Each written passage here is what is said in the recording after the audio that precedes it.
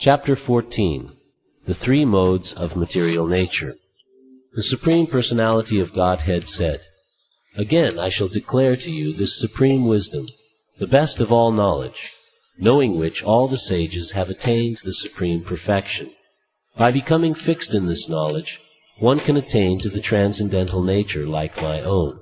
Thus established, one is not born at the time of creation or disturbed at the time of dissolution.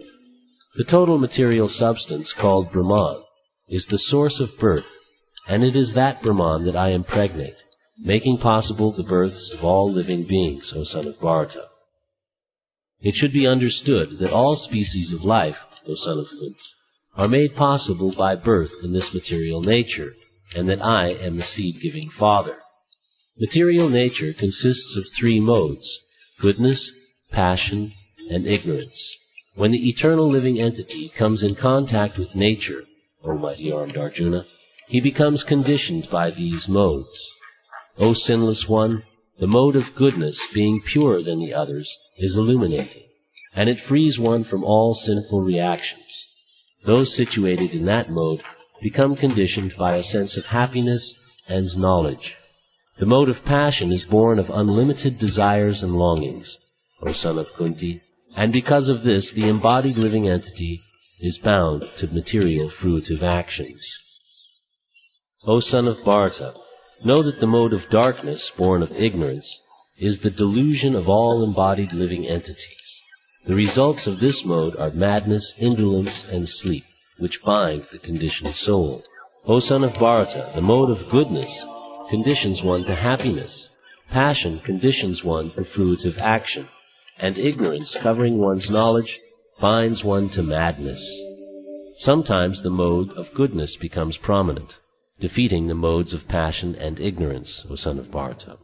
Sometimes the mode of passion defeats goodness and ignorance, and at other times ignorance defeats goodness and passion. In this way there is always competition for supremacy. The manifestations of the mode of goodness can be experienced when all the gates of the body are illuminated by knowledge. O chief of the Bharatas, when there is an increase in the mode of passion, the symptoms of great attachment, fruitive activity, intense endeavor, and uncontrollable desire and hankering develop. When there is an increase in the mode of ignorance, O son of Kuru, darkness, inertia, madness, and illusion are manifested. When one dies in the mode of goodness, he attains to the pure higher planets of the great sages. When one dies in the mode of passion, he takes birth among those engaged in fruitive activities. And when one dies in the mode of ignorance, he takes birth in the animal kingdom. The result of pious action is pure, and is said to be in the mode of goodness. But action done in the mode of passion results in misery, and action performed in the mode of ignorance results in foolishness. From the mode of goodness, real knowledge develops. From the mode of passion, greed develops. And from the mode of ignorance develops foolishness, madness, and illusion. Those situated in the mode of goodness gradually go upward to the higher planets.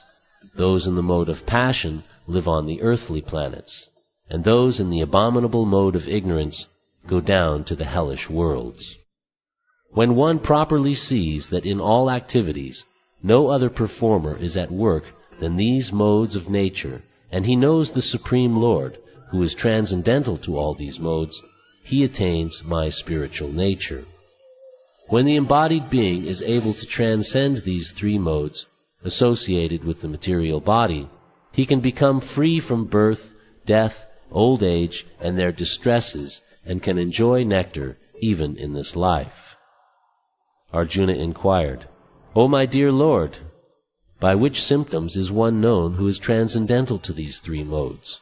What is his behavior, and how does he transcend the modes of nature?" The Supreme Personality of Godhead said, "O son of Pandu, he who does not hate illumination, attachment and delusion when they are present, or long for them when they disappear, who is unwavering and undisturbed through all these reactions of the material qualities, remaining neutral and transcendental, knowing that the modes alone are active, who is situated in the self and regards alike happiness and distress, who looks upon a lump of earth, a stone, and a piece of gold with an equal eye, who is equal toward the desirable and the undesirable, who is steady, situated equally well in praise and blame, honor and dishonor, who treats alike both friend and enemy, and who has renounced all material activities. Such a person is said to have transcended the modes of nature. One who engages in full devotional service, unfailing in all circumstances, at once transcends the modes of material nature, and thus comes to the level of Brahman. And I am the basis of the impersonal Brahman, which is immortal, imperishable, and eternal, and is the constitutional position of ultimate happiness.